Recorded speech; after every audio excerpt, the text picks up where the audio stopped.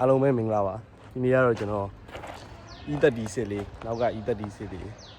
differential ဟိုတနေ့ကနက်ကလေးတစ်လုံးကျိုးသွားပြီပေါ့အဲ့ဒါကျိုးသွားတော့အဲ့ဒါလုံရင်းနဲ့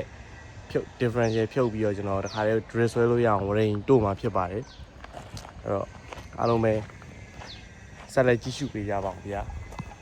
လောလောဆယ်ကတော့နောက်ဘိန်းနှလုံးဖြုတ်ထားတယ်ဂျိုက်ထောက်ထားတယ်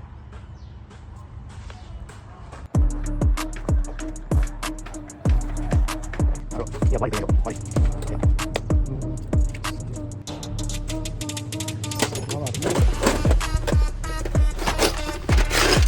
မောင်းကျမ်းပြီးတော့ဒီနက်တိုင်ပေါ့ရောင်ကြီးကို differential ထိန်းတဲ့တိုင်တစ်ခုကအဲမှာကျိုးပြီးကြံခဲ့တယ်အပြေကကောင်ကလုံးဝကျွတ်ထွက်သွားပြီပေါ့အဲ့တော့ဒီကောင်လုံးလိုက်ဖြုတ်ချမယ်ထုတ်ပြီးတော့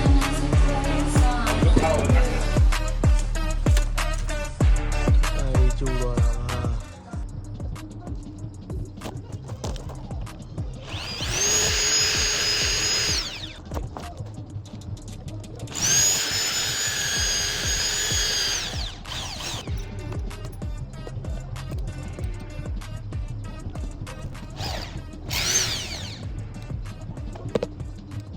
ဒီနေ့ကတော့ကျွန်တော်